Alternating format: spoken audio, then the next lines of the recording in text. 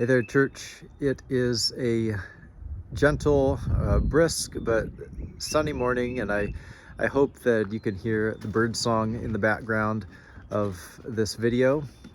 If I walked down back behind our house and we walked into the underbrush, we would see that some of the brush is starting to form little buds.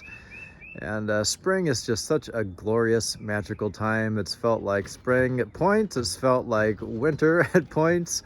And one of the gifts of spring is that it opens us to the surprise and delight of life. G.K. Chesterton, in his book Orthodoxy, goes on at some length about how the very creation suggests a wisdom and a purposefulness in a creator. That such a world of complexity and grandeur and delicate beauty cannot possibly be just random, but it really declares a great and lovely purpose at the heart of all things. Sometimes it's hard to discover that, because the world also contains such struggle and really horrible things. I know for me, there are days when I feel like I live a delight deficient life. Well, this Sunday in our Sabbath practice, we are going to take up delight. The Sabbath, yes, is about a disciplined stopping. Sabbath is about a disciplined resting, and these can feel hard and maybe even a little restrictive at first in our world that so prizes activity and accomplishment. But the heart of Sabbath is actually a deep, deep delight in the goodness of life, in the goodness of creation, in the goodness of our relationships.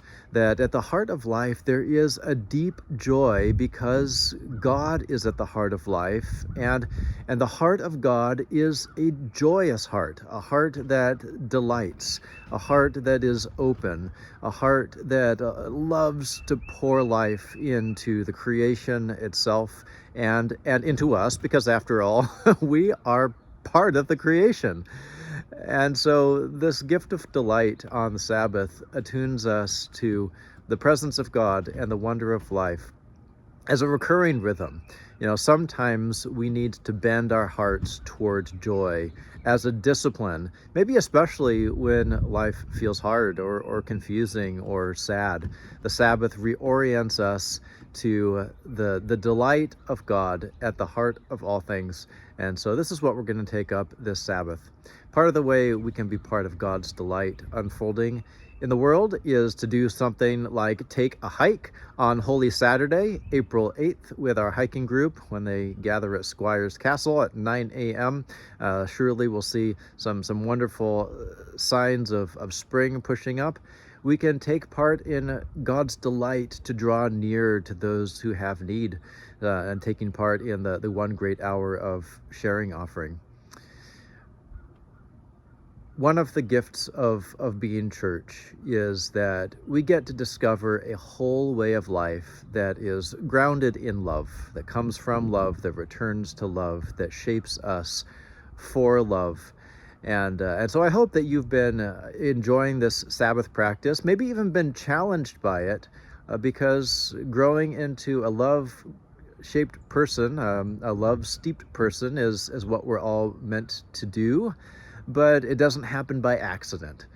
God did not save us in love by accident, and neither do we receive this love and take its shape by accident. So I encourage you, let's keep on with our Sabbath practice, understanding it, yes, but also understanding it from the experience of practice, taking a little bit of a journey into Sabbath, asking, how can I start where I am to receive more of the gift of stop, rest, delight, and worship as a person of Jesus shaped by Sabbath. Let's keep loving God, sharing relationships, serving others from the heart of Christ.